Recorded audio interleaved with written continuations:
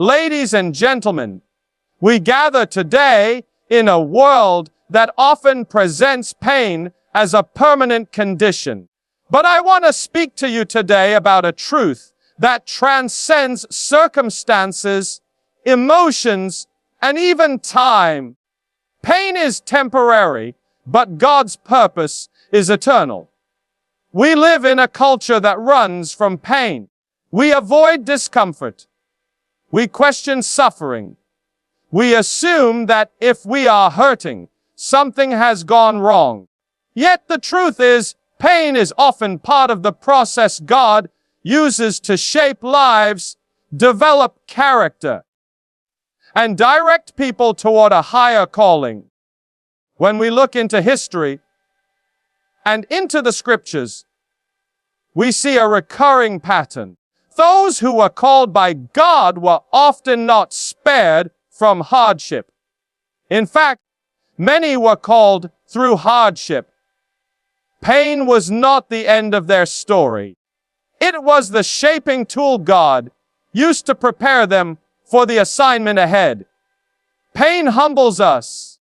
It reminds us that we are human, finite, and in need of something greater than ourselves.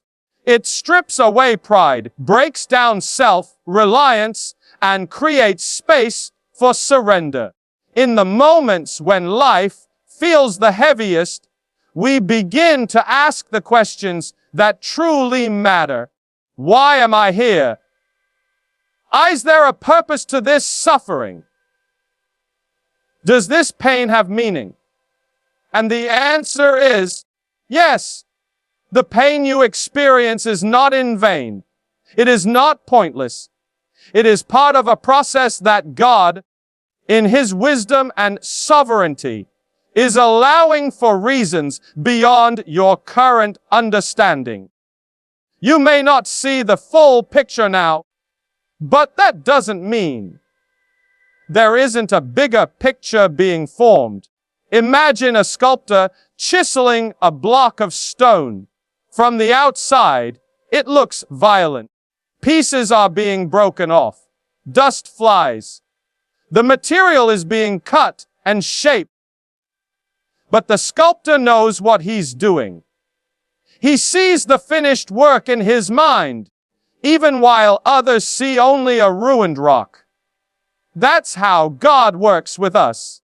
Your pain is not destruction, it's refinement. Too often, we define our life by our worst days. We allow seasons of pain to become identities. We carry wounds as if they're permanent. But let me remind you that even the deepest pain can be a passage to transformation. It is through pressure that coal becomes a diamond. It is through fire that gold is purified. It is through trial that faith becomes real.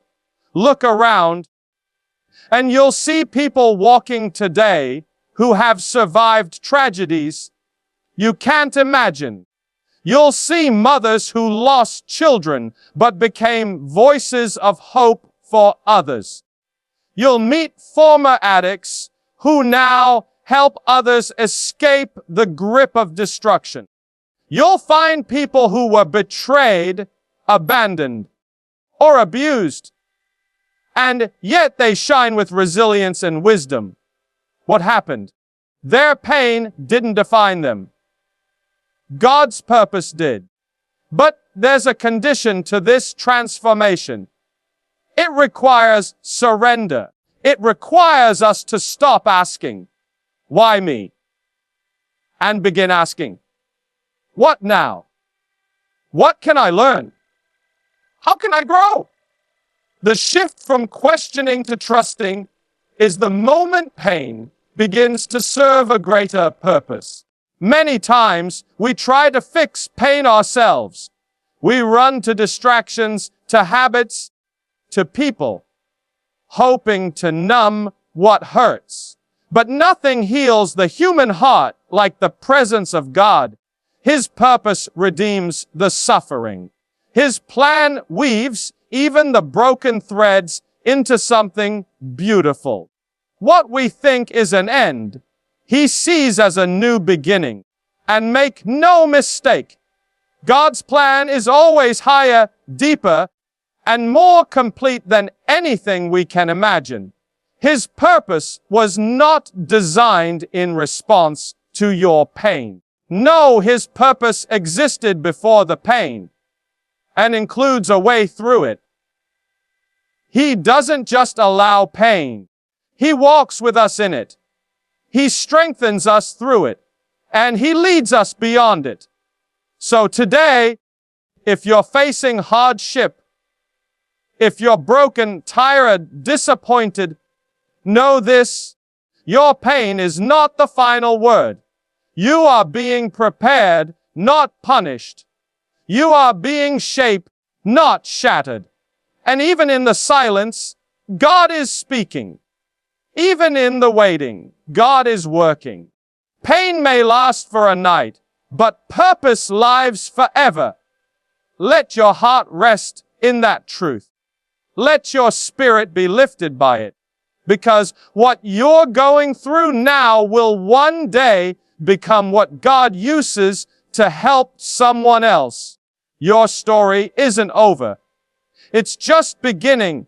Ladies and gentlemen, there is a truth about life that challenges our sense of control and demands the exercise of our deepest faith. God's timing is not our timing. We live in a world where we are conditioned to want everything now. We expect quick answers, fast results, and immediate gratification. But when it comes to the divine process, things don't move at the pace of our expectations. They move at the pace of God's wisdom. And that pace often involves waiting. Waiting is one of the most difficult parts of the human experience. When we are in pain, we want relief. When we are praying for answers, we want them to come quickly. When we hope for a breakthrough, we grow weary when it doesn't arrive on our schedule. But the educational reality is this: delays are not always denials. Sometimes they are divine appointments that prepare us for what's ahead. There are lessons that cannot be learned in motion. They can only be learned in stillness. There is strength that can only be built when we are held back.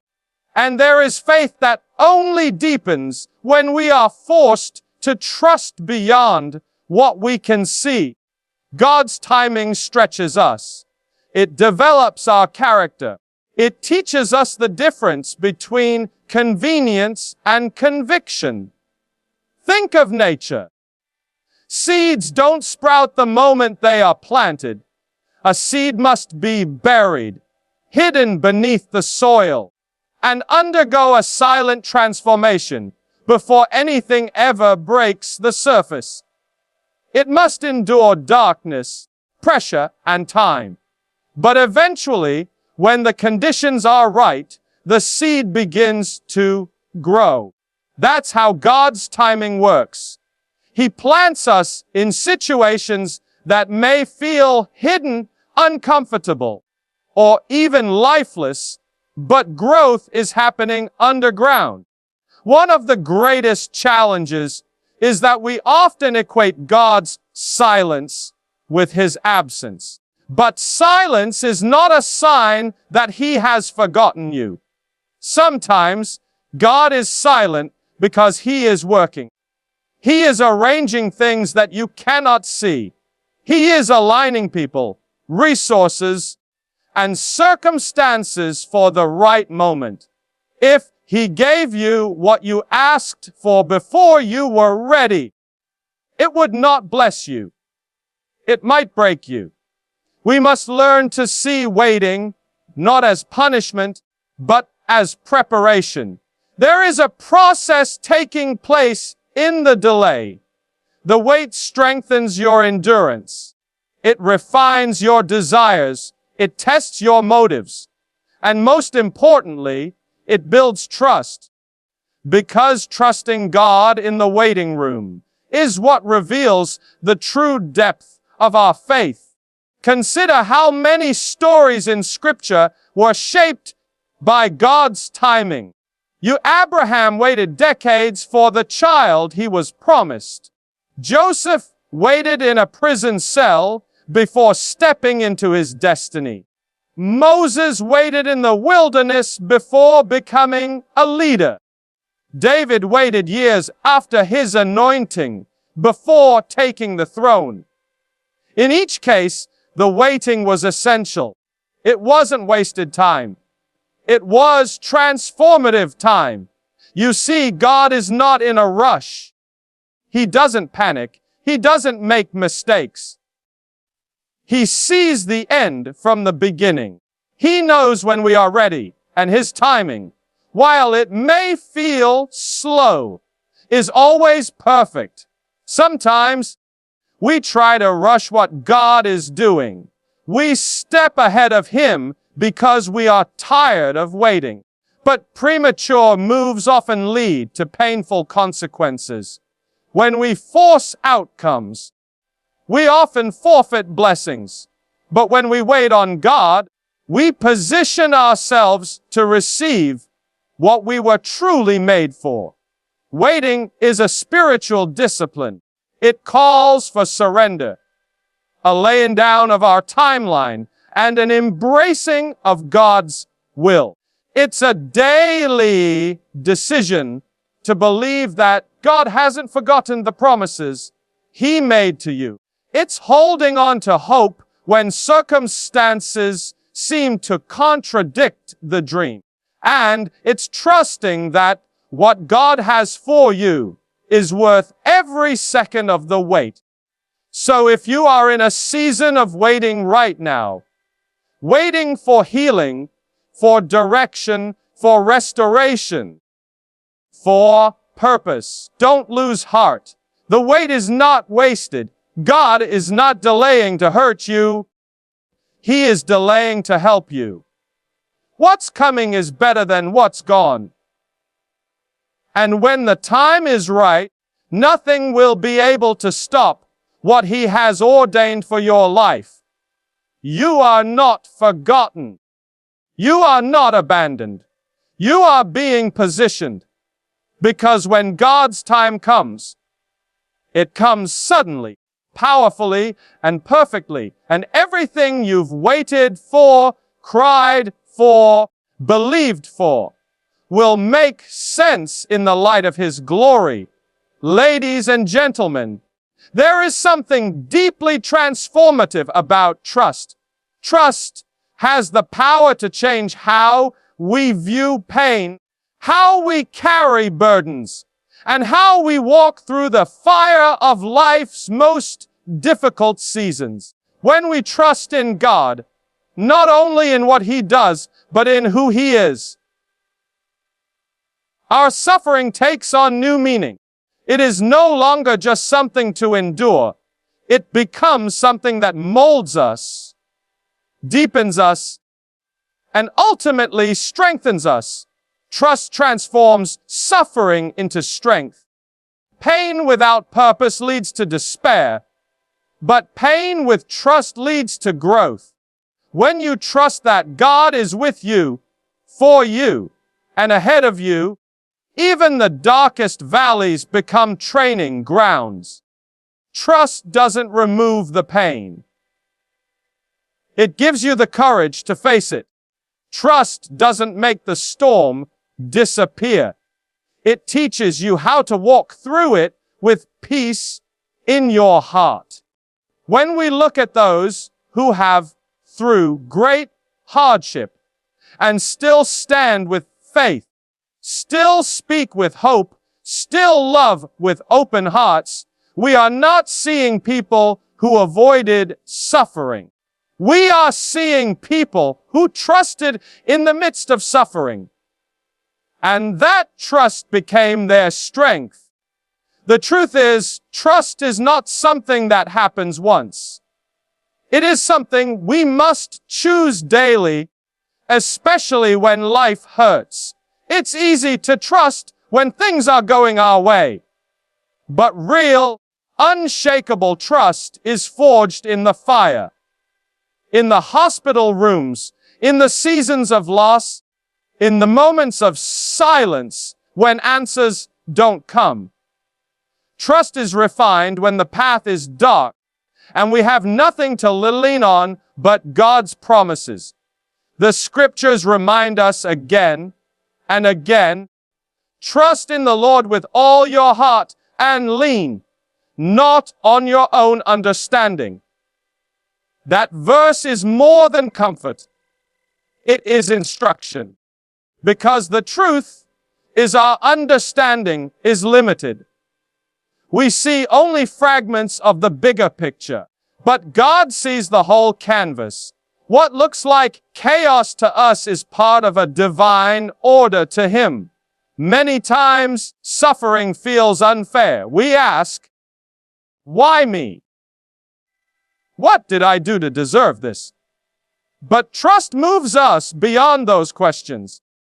It allows us to rest in the fact that God knows what He's doing, even when we don't. Trust says, I may not understand this, but I know that the one who holds me also holds my future. And when we begin to trust in this way, something beautiful happens. Our suffering doesn't break us, it builds us. It creates endurance. It produces wisdom. It softens our hearts toward others. The same pain that once threatened to destroy us becomes the very thing that empowers us to serve, lead, love, and live with deeper compassion and purpose. This transformation isn't just internal.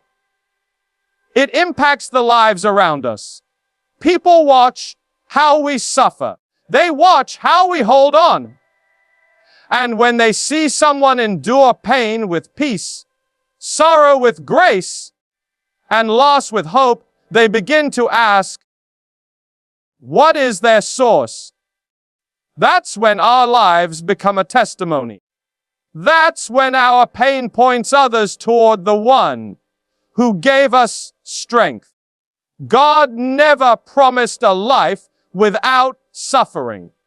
But He did promise that He would never leave us in it. When we trust Him, we begin to experience a strength that does not come from ourselves. We tap into His peace, His presence, and His power. That kind of strength is not built on our own ability. It is built on surrender. Some of the strongest people you'll ever meet are not those who have avoided struggle, but those who have walked through it and still believe. They are not unshaken because life has been kind. They are unshaken because they have placed their lives in the hands of an unchanging God. So I urge you today, in whatever pain you may be facing, shift your focus from the why to the who. Who is with you? Who is guiding you? Who is holding you up when you feel like falling? The answer is God. And if you'll trust Him, truly trust Him, you will find a strength you didn't know you had. Let your pain push you deeper into His presence. Let your suffering shape you into someone stronger, wiser, and more compassionate. Because in the hands of God, nothing is wasted. Not even your tears. Your trust in God is not weakness. It is the beginning of your greatest strength, ladies and gentlemen.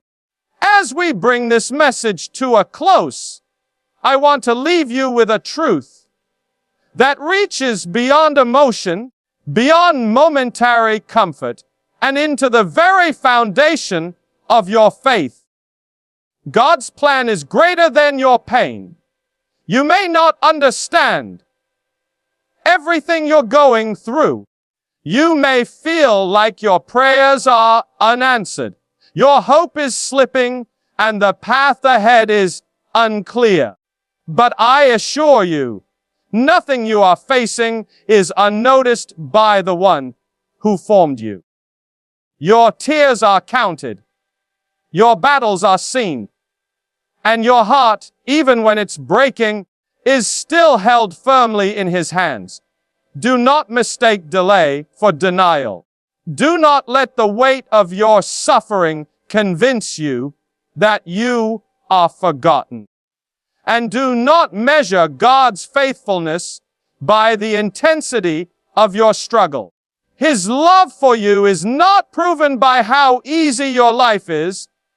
It is proven by how present He remains when life gets hard.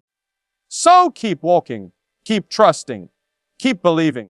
Because the very pain you carry today may be the soil from which your greatest purpose grows. And in due time, not your time, but His, you will see the beauty He was building all along. God's plan is not just to bring you through this. It's to use this, shape you through this, and lift you higher than you ever imagined. Hold on to faith, because the author of your story is still writing. And the best chapters are yet to come.